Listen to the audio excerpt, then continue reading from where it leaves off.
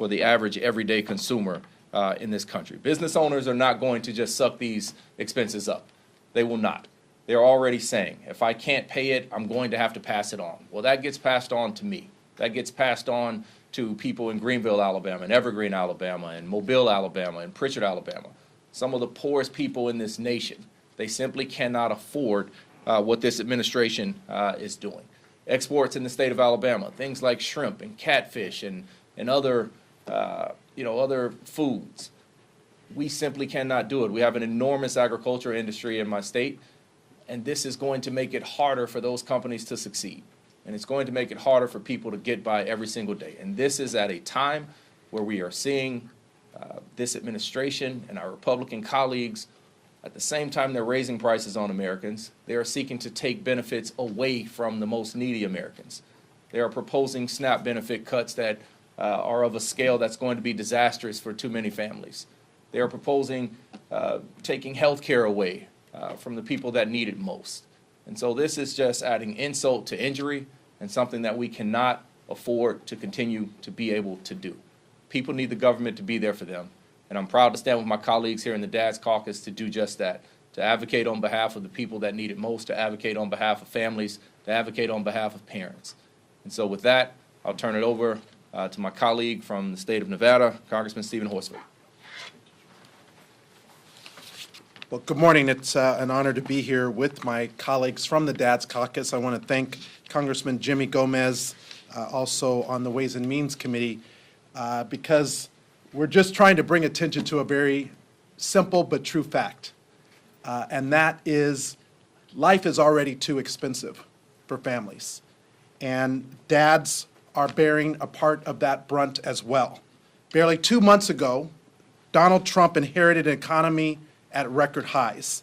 Back then, our allies still considered us friends, our trading partners still considered us trustworthy, and working families still had confidence in the future they were building for themselves and their loved ones. We're here right now, barely 2 months later, because none of that is true anymore. A tariff is a tax, and Donald Trump owns these erratic taxes. But here's the catch. A tariff is also a tool. They can be used to protect our workers and our communities. Trump's choosing to use them to crash our economy instead, and that is terribly unfortunate. This president campaigned in Nevada on lowering prices, but how's he governing? Groceries cost more, appliances will cost more, cars will cost more, clothing will cost more. And there are open discussions about a looming recession that wasn't even on the horizon when we started this year. There are studies that show that Trump's tariffs will cost the American family an average of about $3,800 in lost purchasing power each year. Nevadans expect competence from their government. Nobody is sitting around eager to waste or spend another $3,800 on Trump's trade war. In Las Vegas, we're already grappling with higher prices and a housing crisis. Housing prices dramatically outpace income growth. In fact, nearly half of all renters spend 35% or more of their monthly income on housing. For extremely low-income renters, we only have about 14 units for every 100 households who need one. That's the lowest in the nation by far. And where incomes have gone up, housing prices have gone up 2.5 times more.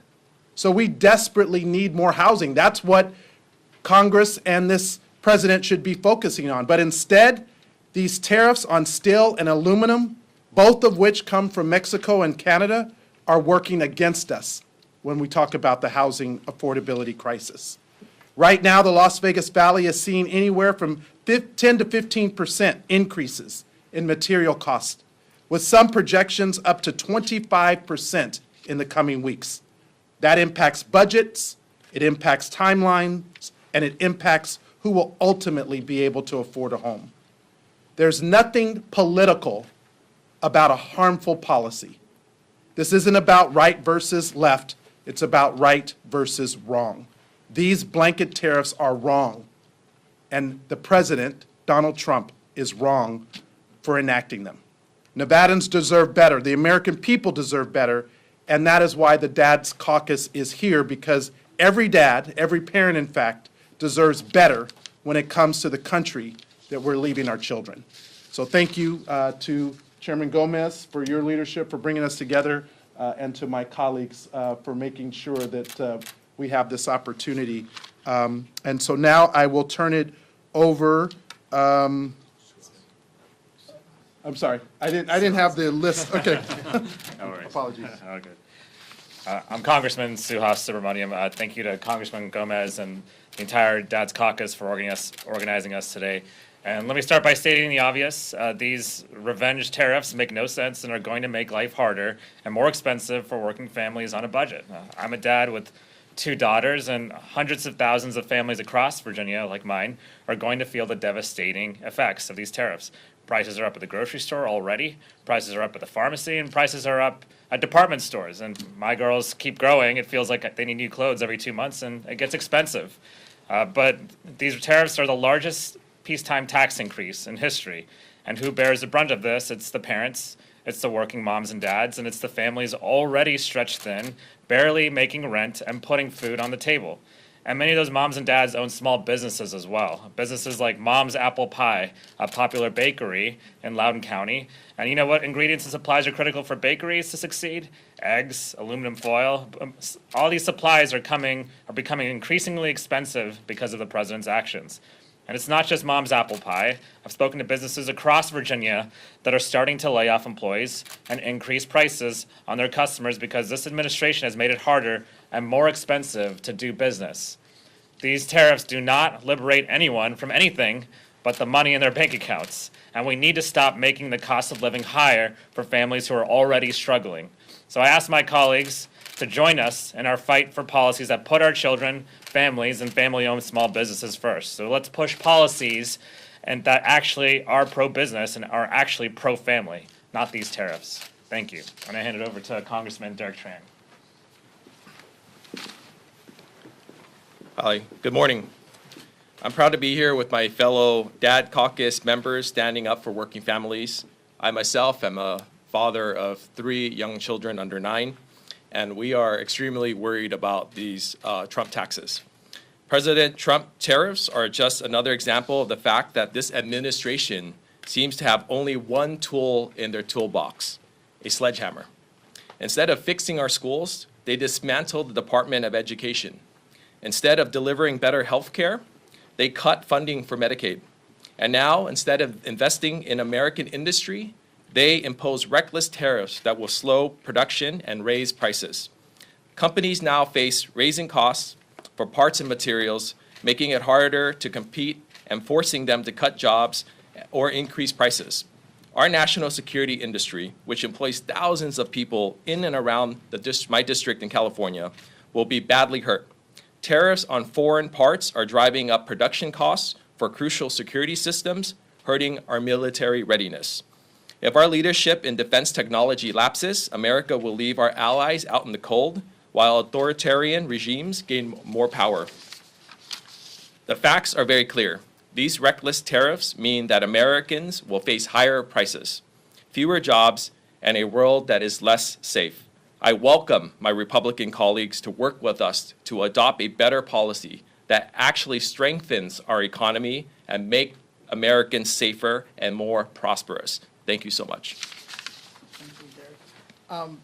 And one of the things I want to kind of highlight is some products that are mostly made outside the U.S. As a new dad of a toddler who's 2.5, 99% of all shoes are made outside the United States. On average, a kid, I didn't realize this, they grow out of their shoes so fast that you're constantly replacing them. So an average family will spend about $30 on a pair of shoes. If you go and you try to find like less expensive shoes, maybe you can get down to $15.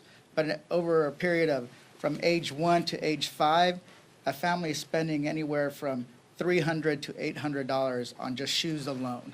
Think about that, shoes alone during that 5-year period. That's for one kid. Samari and Derek each have 3 kids apiece, so just times that by 3. growing up, we didn't have much. We do also, in my district, we do car seat giveaways because this is with nonprofits there because they know that car seats are very expensive. Almost all car seats are made outside the United States. So if we really start looking at how these tariffs are going to impact families with young kids, with the ones that keep growing and need to get their shoes replaced, get diapers every day. A diaper box, $45, right? And that's when you get 2 or 3 of those a month. So it's just going to get more and more expensive, and that's why we're here to talk about it. Also, coffee, man, parents are going to be very cranky if they don't get their morning coffee. So this is what the real concern. And then what happens is people pull back, they exchange more expensive products for less expensive products, or they cut it out completely. You see revenue decline in small businesses. Those revenues that decline, you're going to have to, then those owners are going to have to decide, hey, do I pull back on hours, raise prices, or cut jobs or positions altogether? That's how we end up in a recession. And that's why we're here to really kind of emphasize that, because it's going to fall mainly disproportionately on people on the lower end of the economic ladder. So with that, if there's any questions to any member, go ahead. To Congressman Horsford specifically, your district and your state relies very heavily on tourism, especially around the Las Vegas area. I was wondering if you could talk about what the recession back in the early 2000s looked like for a state that relies so heavily on tourism. Well, thank you for bringing that up. A couple of things. In fact, last week I met with the head of travel and tourism for Southern Nevada and all the major properties to talk about the impact of the tariffs, but also this administration's erratic policies on immigration, specifically around visas. The impact in Canada, for example, is already seeing a decline, and about 25% of the visitors to Las Vegas, the international visitors to Las Vegas, are from Canada.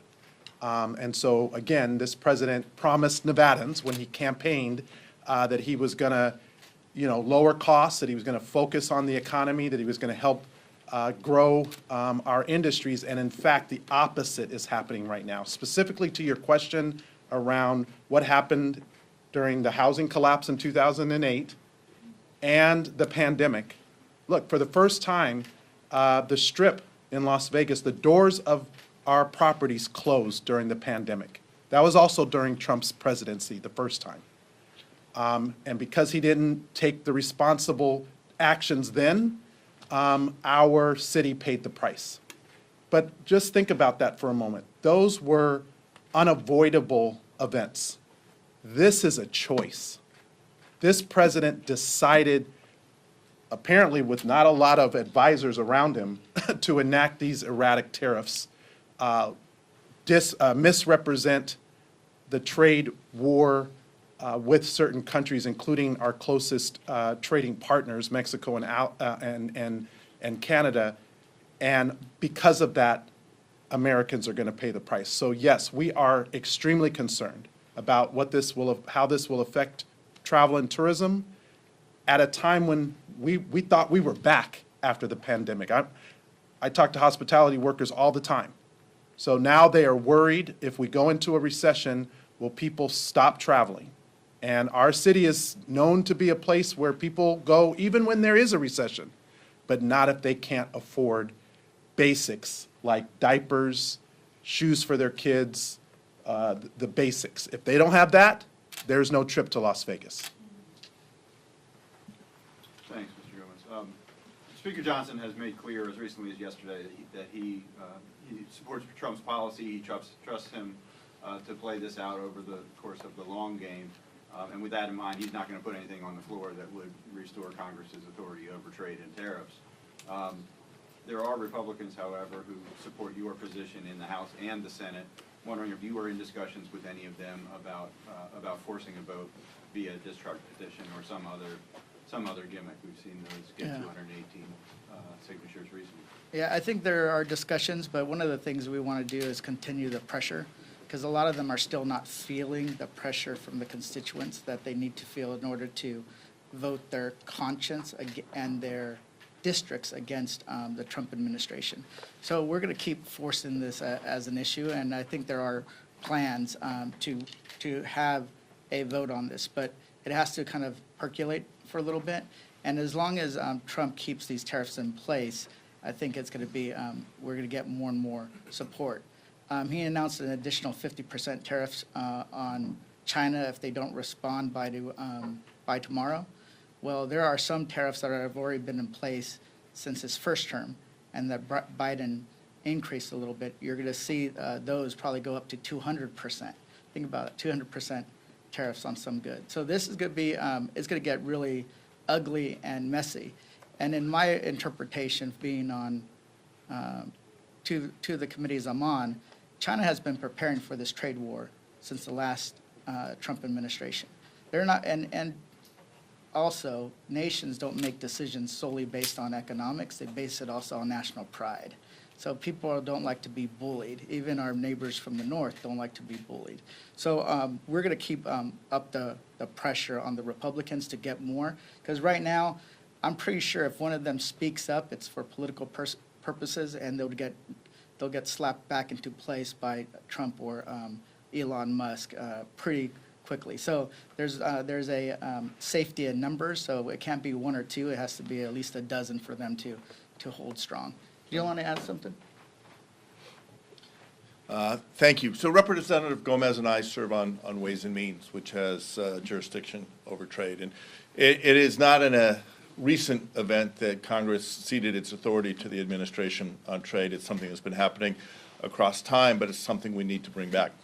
Our biggest challenge is that for the Republicans, they seem to believe that they serve at the pleasure of the president, that as long as they have Trump's trust, they have their office, forgetting that we serve at the pleasure of our constituents, the people who sent us here representing each of our districts. And as they look at the impact that these tariffs are having back at home, whether it is a rural community, farmers who depend on access to global markets to make ends meet, to cover their costs and achieve a little bit of a profit, or it's in urban communities where you're going to see factories shut down or already seeing layoffs in places like Stellantis announced a 900 person layoff.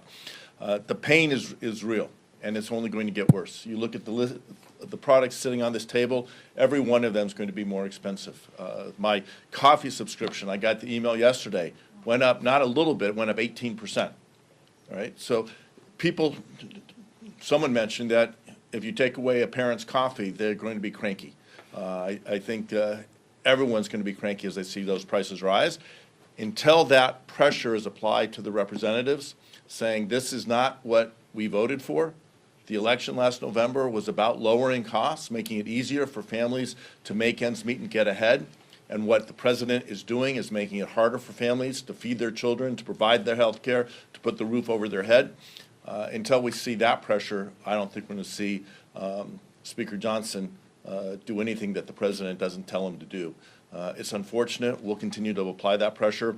We need Congress to retake its authority defined in the Constitution, and put us on a track that grows our economy, creates opportunities for the workers of the nation, but does in a way that gives us a chance to access markets around the world. Anybody?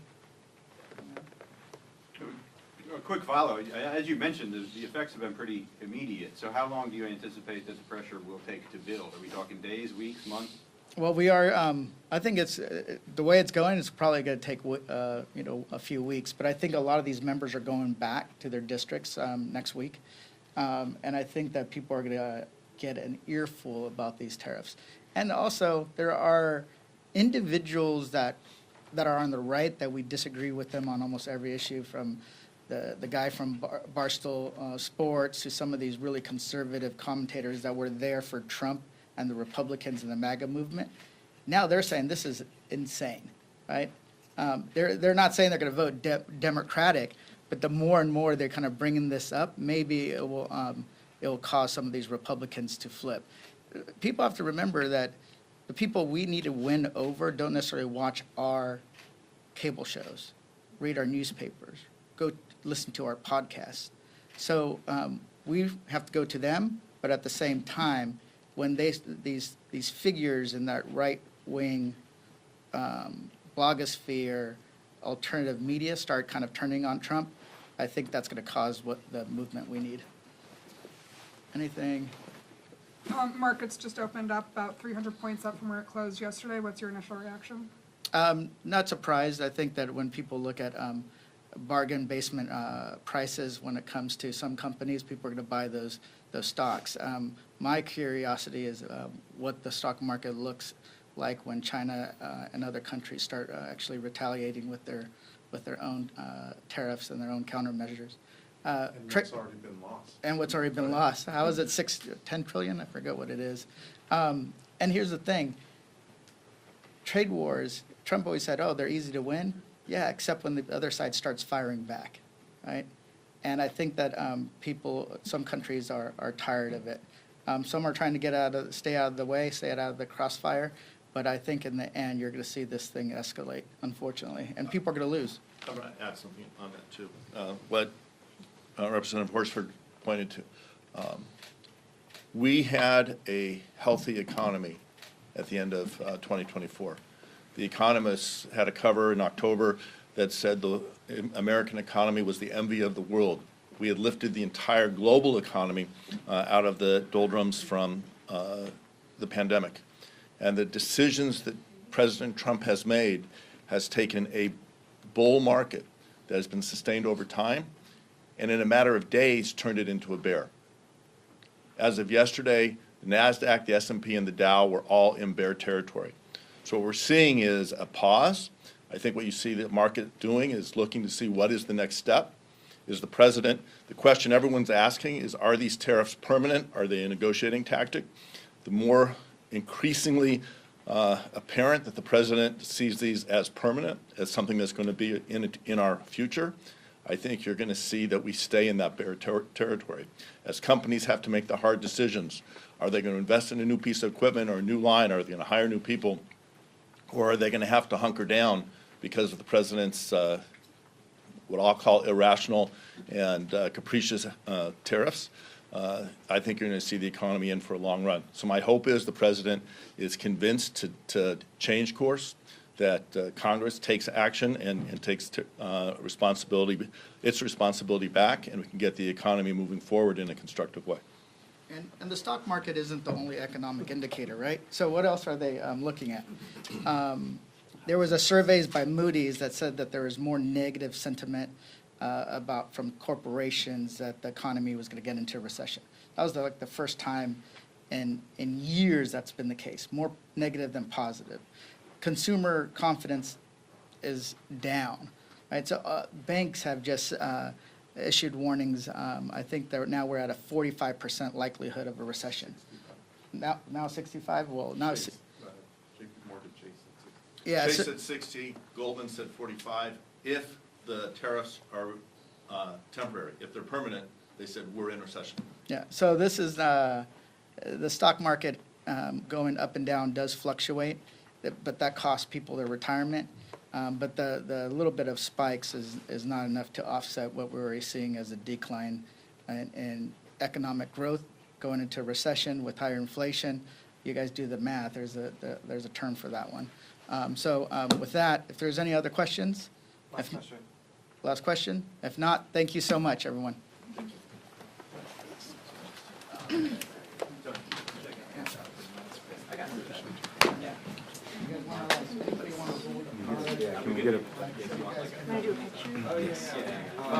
We'll do a photo with all the members.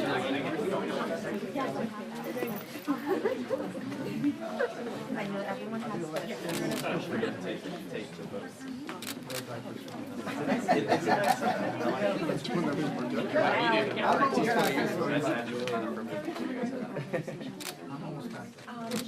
yeah, I'm gonna try to get everyone. Oh, I can do it. Right? Everyone has to leave too. Okay. Okay. Thank you. Definitely need a card, but I'm like, how'd everything go? Well, Yeah. good, good. Oh, hi. Nice to see you. That's fine. I know we have to be out of here, so. Use it for Oh, absolutely.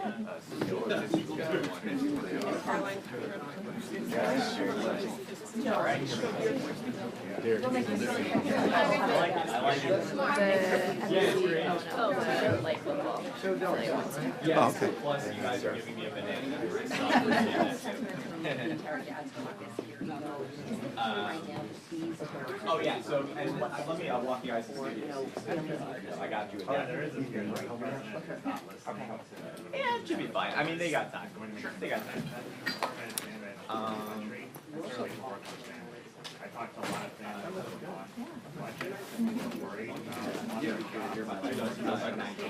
You're good to do.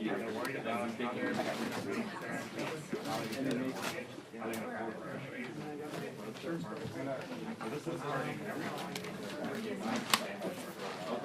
going to do lasting damage to specifically, the economy, 100% in Virginia, federal workers are being